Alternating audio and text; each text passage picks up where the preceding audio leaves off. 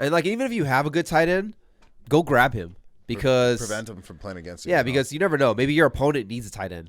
In today's episode of the AVG Fantasy Football Podcast, Tyler Revelis and Missionary Mike go over the Week 13 starts and sits at every position: quarterbacks, running backs, wide receivers, tight ends, defense, and more.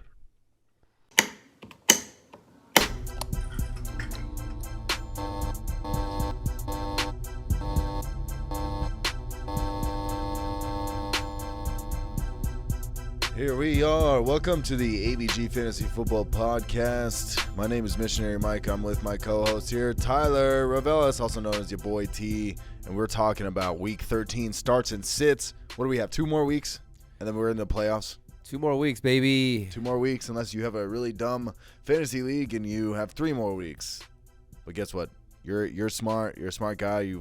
You're checking us out, so that's why we know that you're in a normal league that starts your fantasy playoffs after these 2 next week. So we're on the stretch of things. I'm in a league right now where I'm 5-7, and I still have the chance to make the playoffs. So even though you've been losing a lot of games, double check your your playoff standings and all this stuff and where you're at, because you might have an opportunity to come back and actually make the playoffs. And I'm in a position where I have a pretty solid team, and I think I can win my next couple games and actually squeeze my way into the playoffs. So don't count yourself out.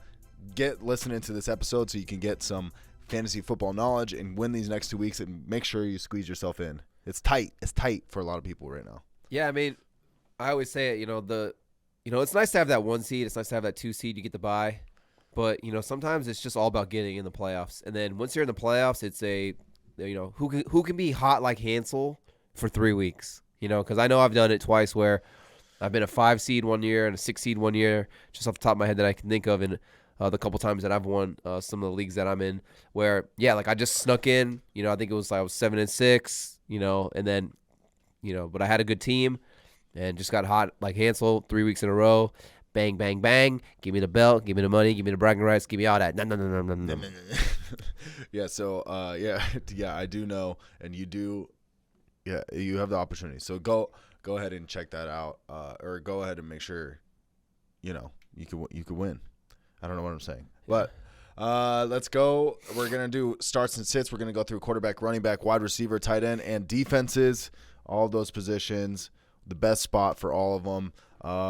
Who we like. These aren't obvious guys, you know what I mean? These are there's main guys that of course you're going to start them, but these are more middle tier guys that, people aren't really thinking about, or they're not sure on. So these are the type of guys that we're going to talk about in this podcast. So you want to just jump right into it, baby? Let's run it. All right, let's go into Week 13 starts and sits. So that's what I have on the title here. Week 13 starts and sits, but as we like to call it, there we go, and we're going to be here. And as we like to call it, it's the Week 13 boys and men. The boys to men? Boys, not boys to men, boys Dude, I and love men. boys to men. No, because we got to start that man and sit that boy. So first off, we're going to start that man. We got our boy Derek Carr. Start that man. Yeah, I'm going to start that man, Derek Carr. This week they're at home against the Washington football team. It's just crazy. The Raiders are 6-5 right now, and hashtag interesting stat right here. They're 6-0 when Derek Carr throws for over 300 passing yards, and they're 0-5 when he's held to under 300 passing yards. This bodes well for Derek Carr and the Las Vegas Raiders. The Washington football team, a bottom 5 passing defense. They've actually allowed 26 touchdown passes. That is tied most in the NFL. Now, I know they won't have Darren Waller, so that hurts to some degree, but they do have weapons like Hunter Renfro. I mean, Jacobs and Drake out of the backfield. Even Foster Monroe, sneaky, sleeper to sub in for Darren Waller. And then we've kind of seen them utilize Deshaun Jackson to stretch the field as well. So, yeah, I do like Derek Carr in this matchup at home against the Washington football team this week. Yeah, it's not a bad option there. All right, you want to move on to the next one? Yeah. Rapid fire, baby. Let's go on to the next quarterback. I think we just have all starts for these quarterbacks, yes? I believe so. Okay, we're going to go on to our boy Carson Wentz, playing for the Indianapolis Colts. I know I have the Eagles highlights going, but we're going to talk about our boy Carson Wentz for Week 13, going up against the Houston Texans. I really like this one. I think Carson Wentz, kind of surprised us in a decent amount. I think at the beginning of the season, I would have not even thought of Carson Wentz as really an option, to be honest. But I think he's, depending on the matchup, you can squeeze him in a lot of spots. I mean, yeah, he's basically been a back-end quarterback one. I think when we looked at it last, he was QB 11 on the season so far. So, yeah, back-end quarterback one. It's a decent matchup on the road against the Texans. Texans defense is not anything you're shying away from here. You can actually run on the Texans, so probably a big Jonathan Taylor game again as well. So that's probably the only downside is that, Jonathan Taylor gets you another 4 or 5 rushing touchdowns, and Carson Wentz doesn't get any of those opportunities to score passing touchdowns because they're just running the ball down their throat. Yeah. But, I mean, Carson Wentz can run a touchdown in, though, as well. I think he's, Carson Wentz still has a rushing upside. I think he's the only ginger in the league that quarterback who does.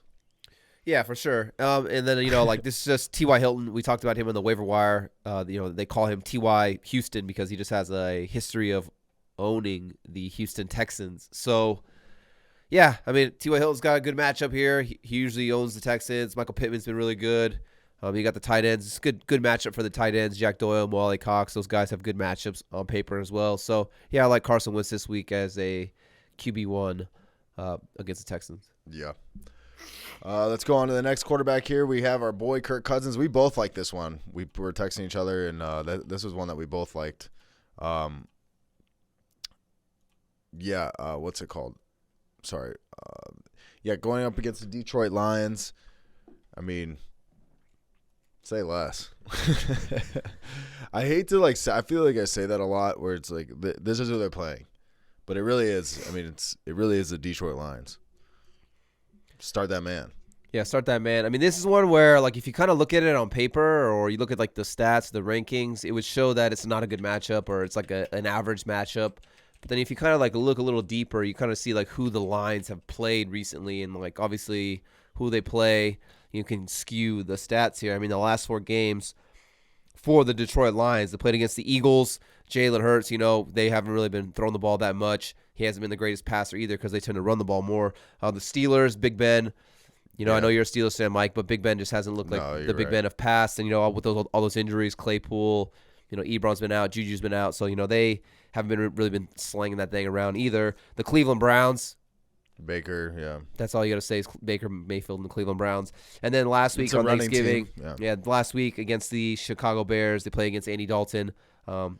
He did throw for over 300 yards. So, only giving up over 300 yards in the last 4 weeks. But like I said, those quarterbacks, Andy Dalton, Baker Mayfield, Big Ben, and Jalen Hurts, those aren't really quarterbacks that you're shying away from. And then on top of it, those receiving weapons that they have, none of those teams have guys like Justin Jefferson. They don't have Adam Thielen. So, yeah, I do like Kirk Cousins in this matchup on the road against the Detroit Lions. They're down I think they're down to their 4th string corner. Starting on the outside. Yeah.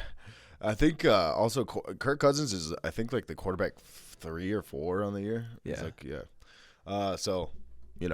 Kirk Cousins is looking good. I'm expecting a big Justin Jefferson game this week. Yeah, and as long as Kirk Cousins doesn't line up against his right guard, he'll be good. Yeah, definitely. Trying to take a snap from his guard.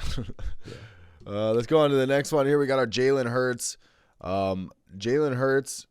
This guy has so much rushing upside. It's absolutely insane.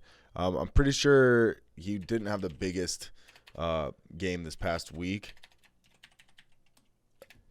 Bad game this week. 14 for 31, only 129 yards, 0 passing touchdowns. Gets you 3 interceptions, 77 rushing yards on the ground. So, I mean, that's what he saves his day for is his rushing around. This one I would be a little worried about. Just depending on who you have, because he is dealing with an ankle injury. So, what brings his safe floor up or, his value is a lot tied into his rushing ability. And if he's dealing with an ankle injury, we don't know how severe it is. Obviously, they'll just, give him some little medicine and all that pain will go away and he can be okay. But, but for the most part, Jalen Hurts has been pretty solid across the board. And, you can run on the New York Jets. I think they're like the worst rushing defense in the NFL. Yeah, you got a quarterback that's averaging 60 yards rushing per game. That's pretty, yeah. Like, come on. That's pretty wild. I mean, yeah, he's just one game shy where he had 3 rushing touchdowns 2 weeks ago. Yeah, That's yeah. ridiculous. So, like, yeah. So keep an eye on everything. We're recording this on Friday afternoon, so, keep an eye on everything. But let's go on to the running back position. We have our boy Elijah Mitchell. Starts for the running back position. We got Elijah Mitchell first. Did you put this one, or I think this was one that I selected, or was this you? I think this was you, but you know me. I feel like I've been like the guy who's been beating the drum of Elijah Mitchell all season long. Yeah. I mean, what is it about him? So hot right now. What is it about Elijah Mitchell you like this week? Going up against the Seahawks, the Seahawks just look really, really, really bad. Yeah. The Seahawks are just kind of, I'm excited about playing anybody like that. And then also, let's say Elijah Mitchell is still getting, even with the finger injury, Elijah Mitchell is still getting a lot of looks. Sorry, I'm pulling up his snap percentage here. Yeah, I'm sorry about that. 70% snap count. That's pretty insane, even with the injury. You know how I'm always saying anybody over 50% I get excited for. So when you're over here at 70%, the guy's on the field a lot, making moves. I think he had 27 total touches. That's that shit I do like. Yeah, he got 27 rushing attempts and then 5 catches on just 6 targets. So 32 total touches last week. I mean, since the week 6 bye, he's had 90 or more receiving yards in 4 of the 5 games he's played. And one thing I like to see here is that in 2 of the last 3 games that he's played, they're starting to incorporate him in the passing game. 5 receptions in 2 of the last 3 games that he's played. He missed week 11 due to the finger injury, like Mike said. So, I mean, if he's going to see around 20 touches on the ground plus another 5 through the air. It's insane. I mean, it's just insane. And, on a team that, what does Kyle Shanahan and the 49ers want to do? Yeah, run first. They want to run the football. So, and it's like they're like, hey, this is our guy. Like, and they're just feeding him. They always say, like, feed Zeke, feed Zeke. It's like, those days of feeding Zeke are over with Tony Pollard just exploding. Taking a lot of touches away from him. It's like feed Elijah Mitchell. I mean, that guy is just eating. I mean, like you said, it's insane the amount of volume that he's getting. And like I said, I mean, it's been a safe floor, and it's some juicy matchups for Elijah Mitchell down the stretch too. Seattle, Cincinnati's nothing you're shying away from in terms of their rush defense. Atlanta, Tennessee, and then Houston. So Elijah Mitchell's probably going to be on a lot of championship teams. Yeah, I would definitely agree. I mean, besides like Cordero Patterson, Elijah Mitchell is kind of up there for running backs you picked up this year. For sure. But yeah, start him this week. Going up against the Seahawks, this is like a must start every week. You don't even have to think about it anymore. Yeah. Seahawks giving up 24.2 fantasy points per game. Love it. Sign me up. Let's go to my boy Myles Gaskin. It's so weird because I used to shit on Myles Gaskin a lot. He had a tough matchup last week, but actually ended up doing pretty well. So you're probably pretty excited about that. But going up against the New York Giants, the Giants are actually not very good against the run. They're like bottom 6 for a lot of metrics, fantasy points per game, yards. I think, receptions to the running back position. They're in like the bottom 7, bottom 6 for all those. So yeah, I like Myles Gaskin in this thing. I was going to ask you again against the New York Giants, but I was going to ask you what your thoughts are with Philip Lindsay. I know he's doubtful, might not play, but like for going on for the future, what do you think? Because you're the Dolphins fan. Do you think that they're going to use Philip Lindsay more? Because right when he came in, he was 20% snap count. I mean, yeah, I think they do. I always say, like, I feel like if you trade for somebody, you get someone free agency. They claimed him on the waivers, so they used their waiver priority basically to grab him to make sure no one else got him. I like Myles Gaskin. I think he's a good running back, but I don't think he's the answer. It sucks as a Dolphins fan because we passed up on so many running backs. We passed up on Swift, Jonathan Taylor, Clyde Edwards-Helaire, and then this draft with all the rookies, Javonte Williams, all those other guys. We passed up on all those guys. So they obviously feel comfortable with Myles Gaskin. obviously going forward, it's going to affect his value with Philip Lindsay because I do think Philip Lindsay's still a talented running back. But him and Myles Gaskin are like the same guy. Yeah, I feel like they're very similar. Both guys that were, came out of nowhere. You thought were like practice squad guys all of a sudden. Yeah. There's more like smaller, shiftier guys. Yeah, they run the same. Yeah. But Myles Gaskin, since week 7, I think that's when Malcolm Brown might have gotten hurt and went IR. Don't quote me on that. But since week 7, he's had 15 or more touches in every single game. Yeah, that's was week. Yeah. 6 straight games. So he's the guy. It's he's getting the volume, and with Tua back, we've won 4 in a row. I say we because I'm a Dolphins fan. And Mike, like you said, you like seeing the snap percentage. I mean, those 6 straight games, he's been over 50% in every single game. 63%, 58, 72, 61, 74, and then 50 last week. So, he's the go-to guy. He's the starting running back for this team. And again, like I said, when Tua is back at the helm, 4 in a row, this offense is clicking on all cylinders. Might even get Devontae Parker back this week as well, which only boosts the offense, which just helps open up the box, which would make it easier for Myles Gaskin to run. So, yeah, I mean, I like to start. Yeah, Myles Gaskin, New York Giants, start him. I love it. Yeah. Well, I was going to say, yeah, you were right. Malcolm Brown injured week 7, so that's 100% correct. But let's go to the next one here. We got Sony Michelle. Yeah, this one you put in here. You starting Sony Michelle? So this was more of a speculative ad, or just you got to monitor it. It's just basically saying, Darrell Henderson was banged up last week. He's been dealing with a thigh or a quad injury. He didn't practice Wednesday or Thursday. He returned to practice on Friday as a limited participant. He's officially listed as questionable this week at home against the Jacksonville Jaguars. I mean, if it's me personally, if I'm the Rams, they're at home against the Jaguars. I believe they're at home. Yeah, they're at home against the Jaguars. And if I have Super Bowl aspirations, I think I'm sitting Darrell Henderson. This is just me. I'm not an NFL coach. Obviously Sean McVay is one of the best NFL coaches in the league. So. But it's like, hey, let me just let this guy rest up. Like, do we really need Darrell Henderson to beat the Jacksonville Jaguars? Probably not. Yeah. So let me just give him an extra week to rest. That way he's fresh. He doesn't re-aggravate it or make it worse. Let me just let Sony Michelle have this game and earn his paychecks for once for being in the league. So, But yeah, this is just more of like, hey, if Darrell Henderson doesn't play, I'm dialing up Sony Michelle because he'll probably see like 20 plus touches in a game where they should be winning. So in the second half, they'll probably be leaning on the ground game more, which means more opportunities for a guy like Sony Michelle if Darrell Henderson doesn't play.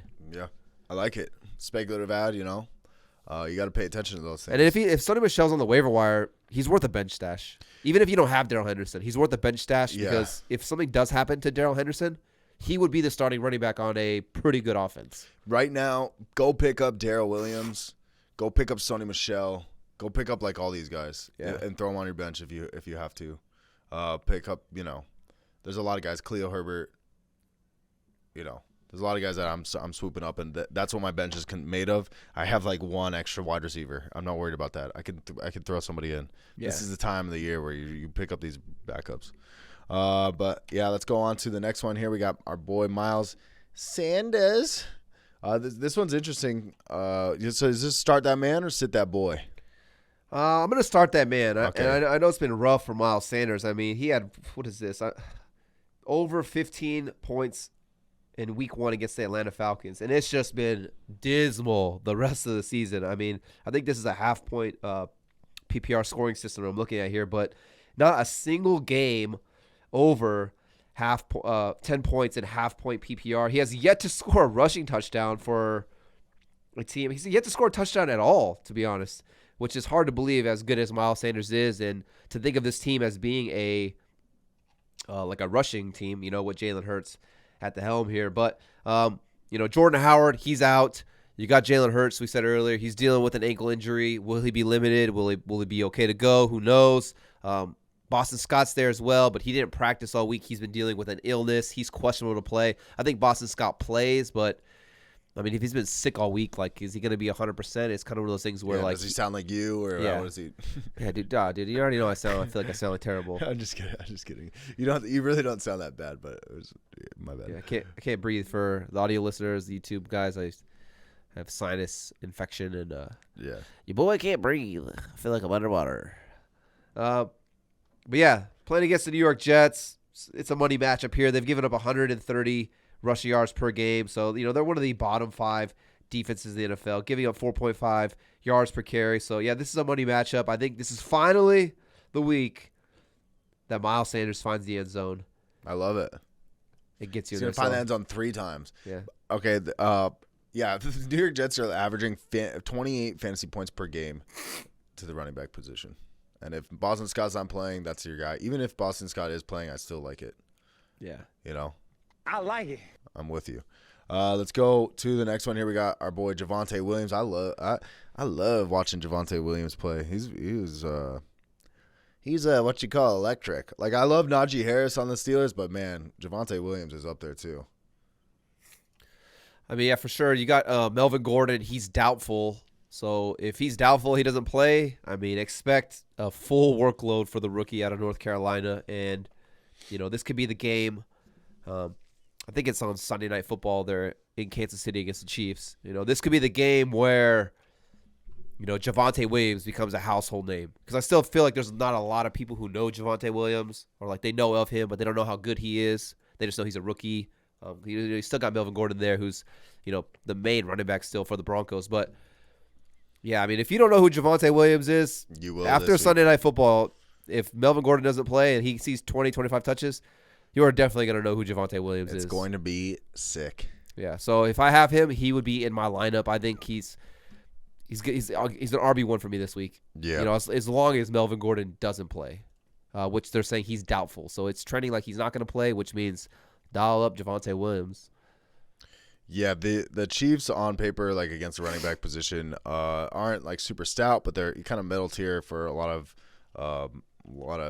analytics or whatnot. But I still think, if Javonte Williams is going to get this much, it doesn't matter who they're playing against, because this guy, he's like breaks every tackle. I mean, he's out there. He's sick. Look, you see that Russell Wilson? Yeah. I mean, I call him when we were doing the draft process.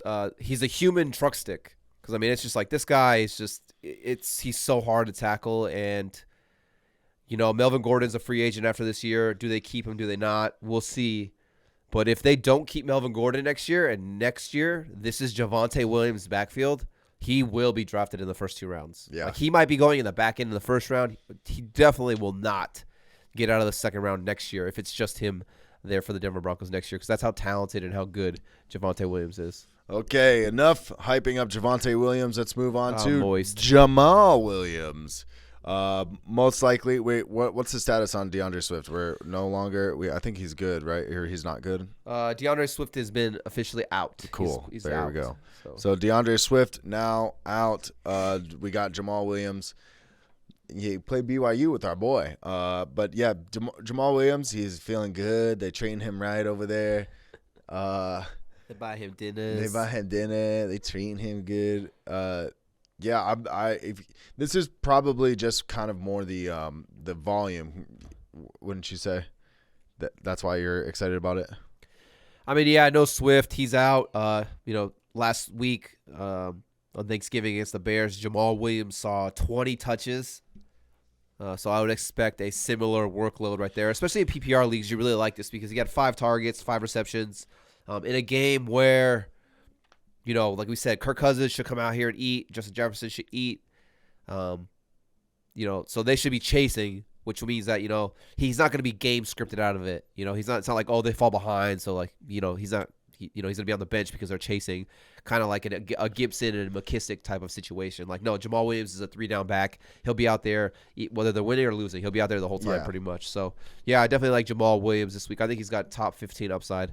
Top 15 upside. In PPR leagues, that is, because, like I said, he'll get you that safe floor with PPR. Because I do think he sees like another 4, 5, 6 catches out of the backfield. Yeah. Jamal Williams playing against the Minnesota Vikings. And then we're going to move on to the wide receiver position. Start that man. We have Jerry Judy. Jerry Judy. I'll be starting Jerry Judy this week. I know there's one thing with Andy Reid that he's been known for over his career is that Andy Reid, they always win after a bye. Like, his record after a bye is like ridiculous. He's like, I don't know, 19-1 or something as a head coach after his bye. It's like something stupid like that. Yeah. So Chiefs off a bye at home Sunday night. I'm expecting them to put up some points here.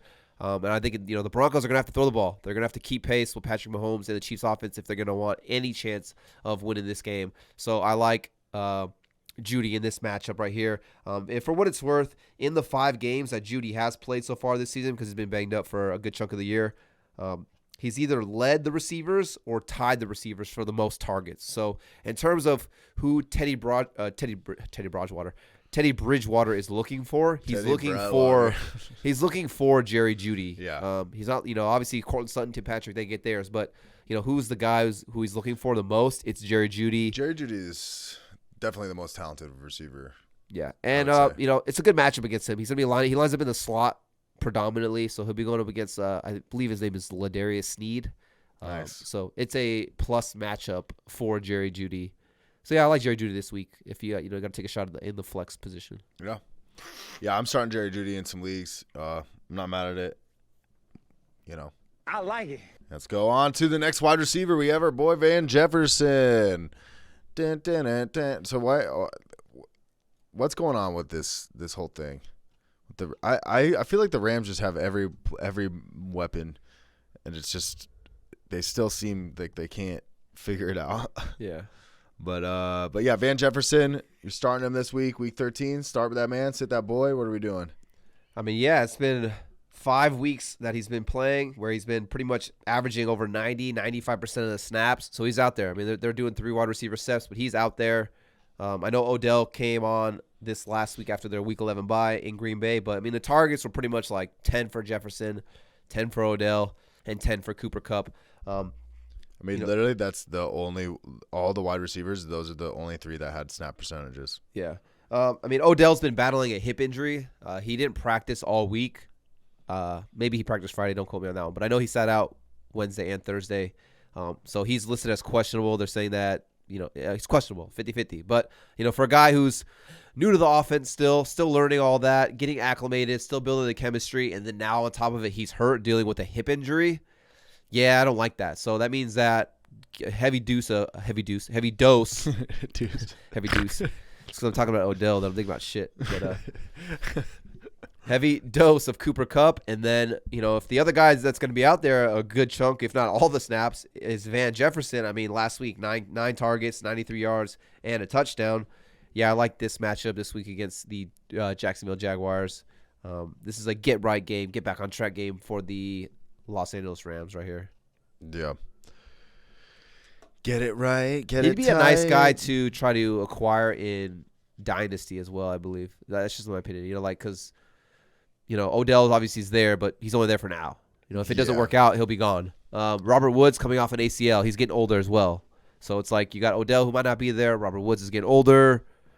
Our boy Kupp and Jeff. It's just, it could be your boy Kupp, and my name is Jefferson. Jeff, it's Jeffer's son. Let's go on to Hunter Renfro. Love me some Hunter Renfro.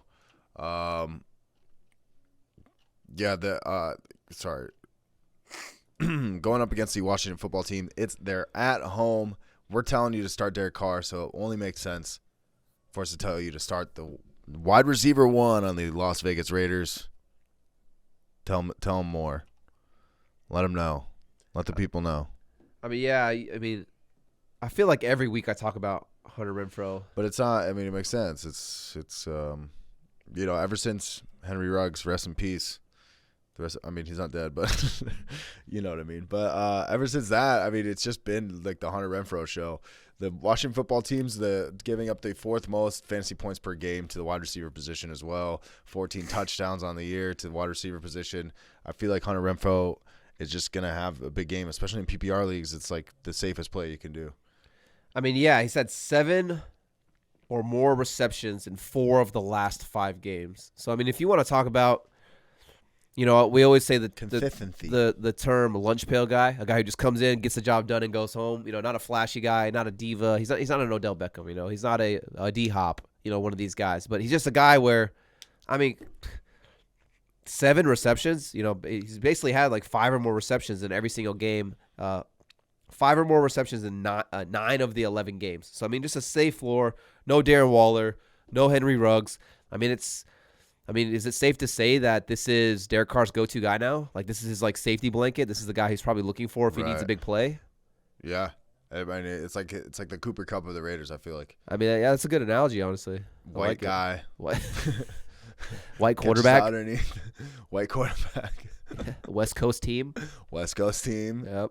You got the NFC West and the AFC West. Yep. Hey, did you know the Seahawks are the only team that's does not have a winning record in both the NFC and the AFC West in the West divisions?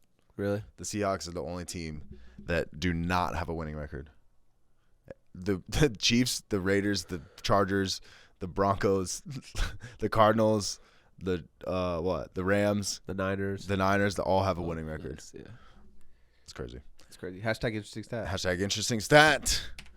Let's go to Brandon Ayuk. Speaking of the Niners, we got Brandon Ayuk. He looks like he's coming back, all right? I mean, he looked good. He's looked good the past, 2 weeks, last week at least.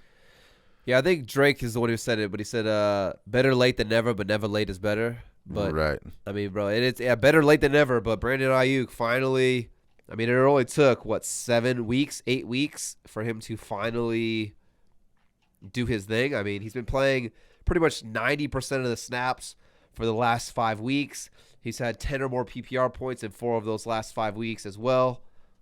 80 or more receiving yards in 3 of those last 5 weeks.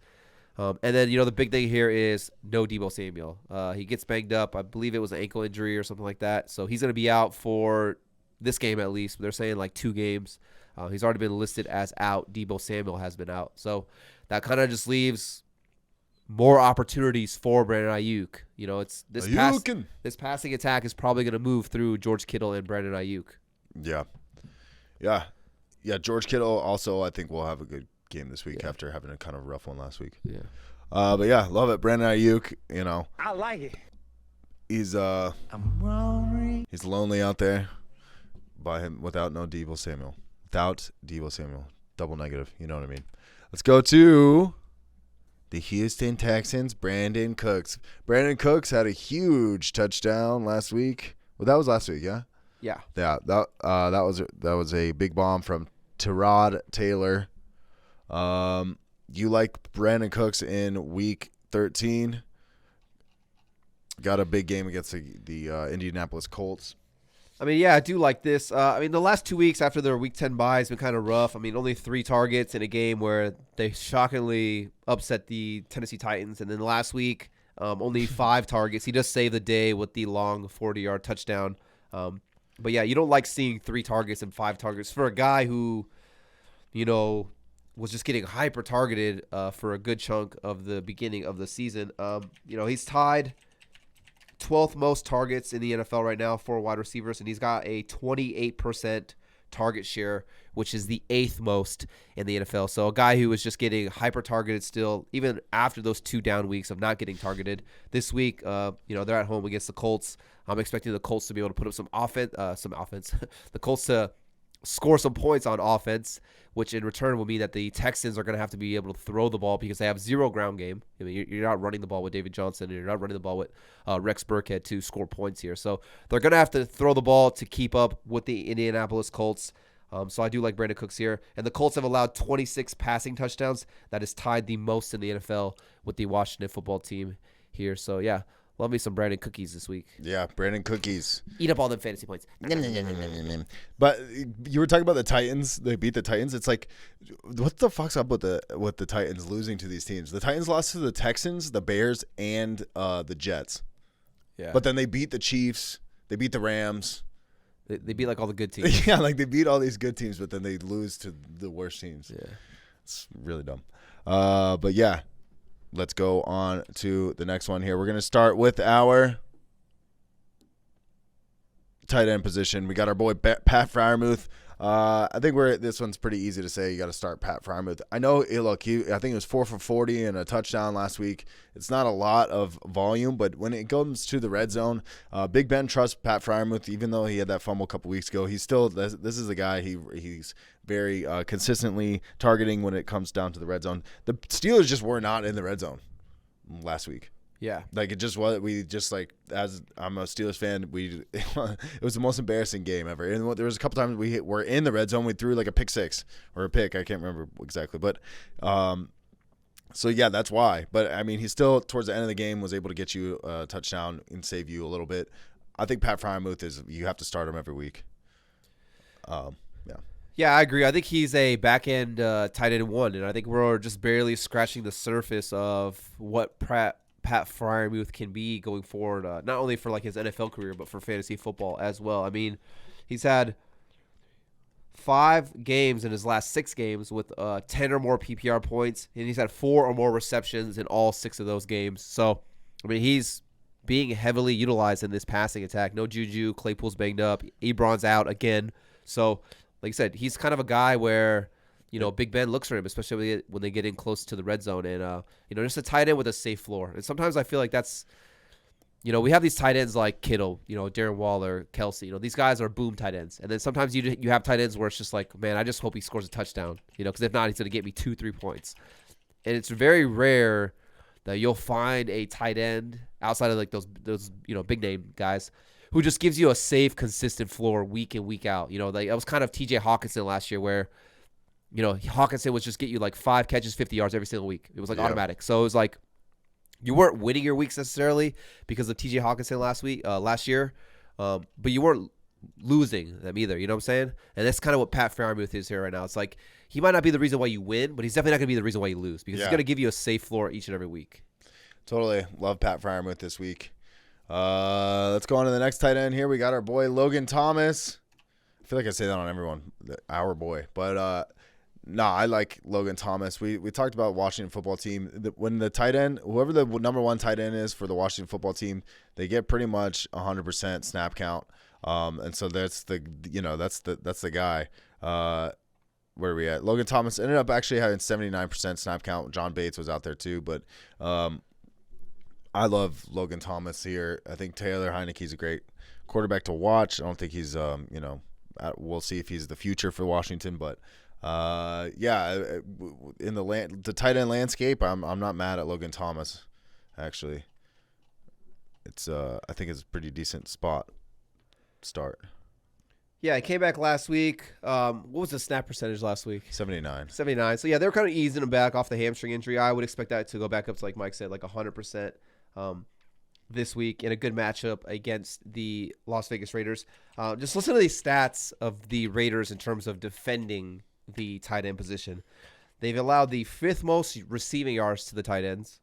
They've allowed the 4th most receptions to the tight ends. And they've allowed the 3rd most touchdowns to the tight ends.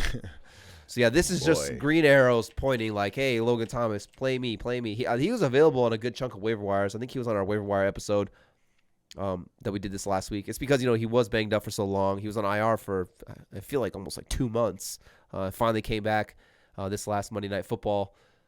Could have had a touchdown. It was kind of questionable in that Monday Night Football game. He kind of caught it, hit the ground, ball moved. They called it incomplete. They called it a touchdown at first, and then I think they overturned it. But so I mean, he could have potentially had a touchdown last week. So I mean, yeah, these numbers right here just say, hey, you know, dial up Logan Thomas in a game where it's definitely favoring the tight end position. And you said, like I said, Heineke's a gunslinger, so he's not afraid to throw the ball into a tight window and see if a guy like Logan Thomas, who's just a big body guy, go up and make a play.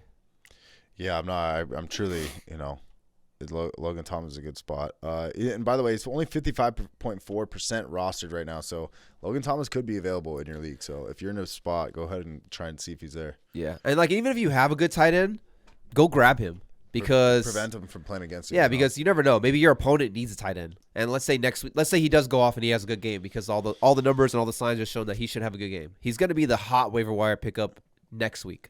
So let's say your opponent needs a tight end. They go out and they get him.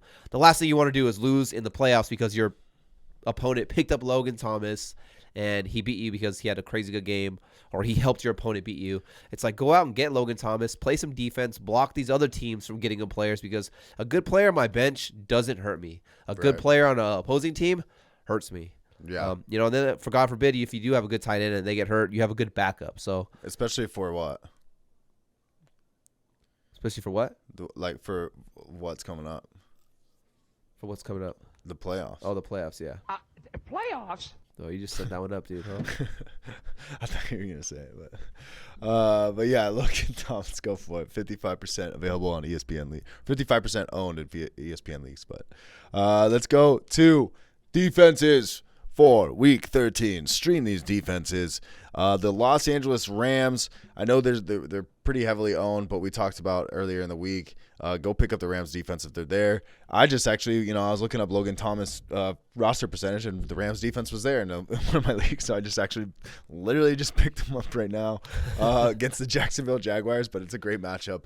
Rams defense. I know Rams have been like kind of all over the place this year, like losing weird games and whatnot. But I think going up against the Jaguars, it's pretty safe to say there's gonna be a lot of picks. Okay, toothpicks. Trevor Lawrence picks.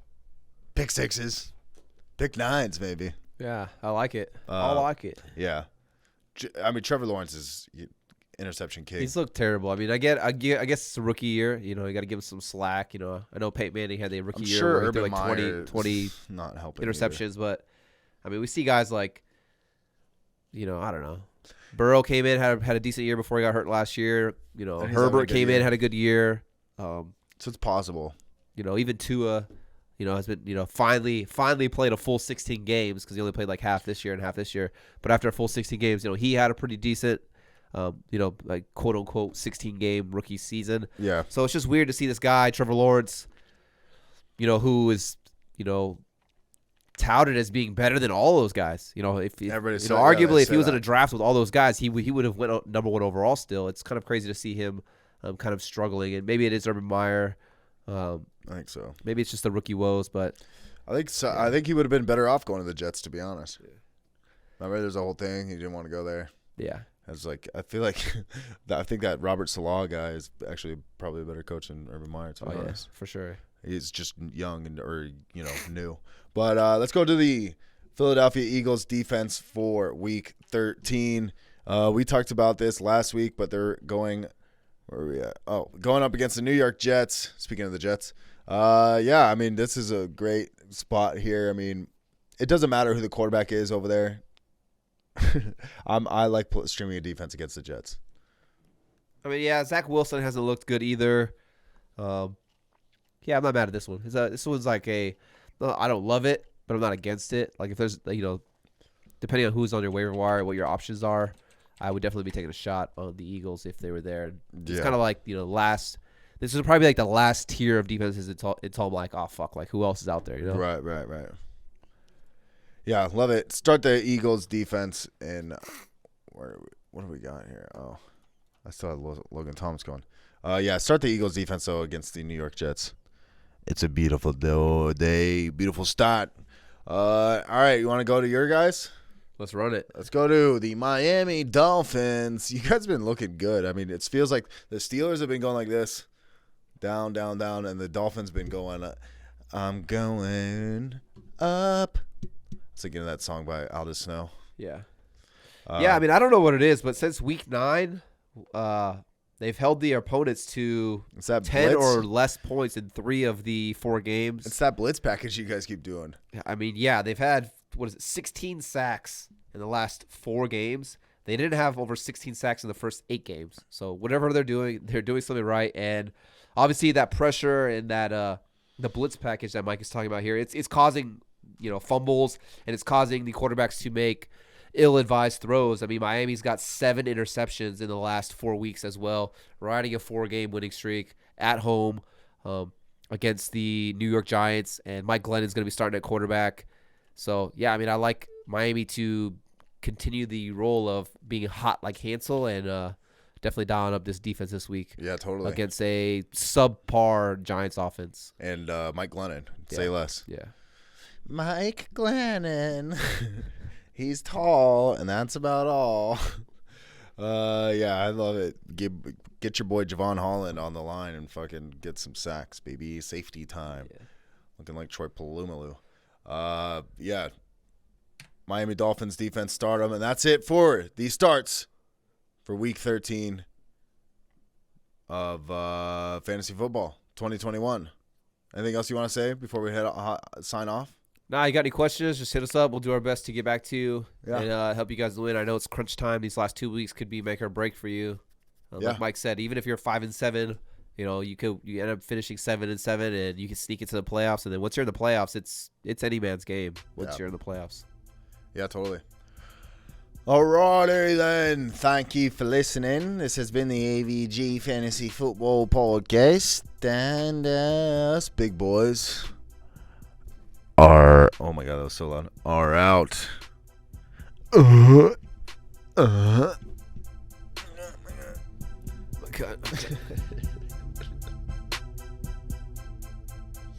This has been the AVG Fantasy Football Podcast. Please leave a rating and review.